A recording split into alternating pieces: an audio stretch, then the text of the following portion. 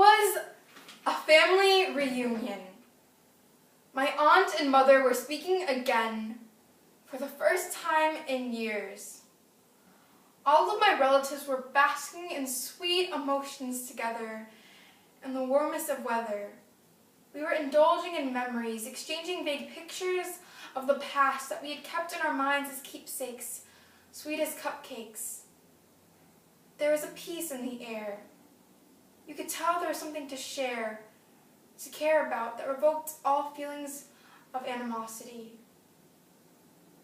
We took a walk in a line outside where the sun didn't shine and got to the main event. We stood close as one, the rain falling down like glitter cascading over the town seemed appropriate. I gathered dirt in my hands, soft as the beach's sands, fresh from the grounds of Israel, and laid it down in its rightful place, 6 feet below me, onto his wooden coffin. Goodbye, Grandby. Those were the words I had known would be coming for 4 years, but the warning didn't make my tears fall any lighter onto the soft ground beneath me, and soon to be above him.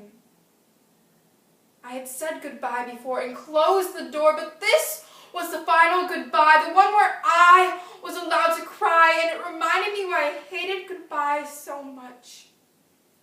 You never know when would be the last touch, last smile, which farewell would ever be the last one a person would ever hear or say in return, and you never know why anyone has to leave forever, when forever is so much longer than never. And I wish he had never left. For weeks I questioned why. I claimed his death was a lie until I realized that sometimes things happen. You can't control it, but when everyone tells me everything happens for a reason, all I want to say is this isn't the right season to try to fill me up on the trite. This was a fight he didn't want to lose.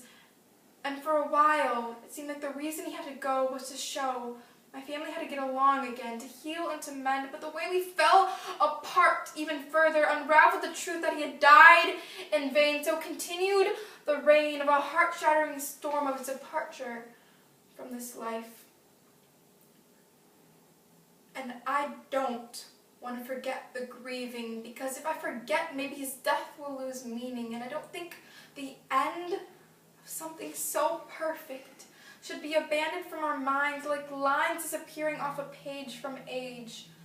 And sometimes I remember the letter I tucked into his pocket the last time I saw him, before we shut the casket and buried him. He looked different. He had no words left. Nothing left besides the body he left behind. Forever underground, no one will ever know what that letter said, but perhaps it read something like, Dear Grandpa, it appears you are now dead. You're back with the earth like dirt, water, or lead. I just want you to know that it makes me sad to think that I don't have a granddad. And even though you went, your time was spent so well. And no one could have made death more beautiful, because no one cared about life so much. Every person you met, everywhere you went, you left a bit of your Grampy touch. Death had always seemed a thing to me so disgusting, but when I saw you before we lay you to rest, when you were dressed in your best, I remembered that death was just another part of life. The part that cuts you like a knife, shatters you into pieces, but your life was so magnificent, so well lived. But there's still so much I want to know. Why'd you have to go? With love, Haley.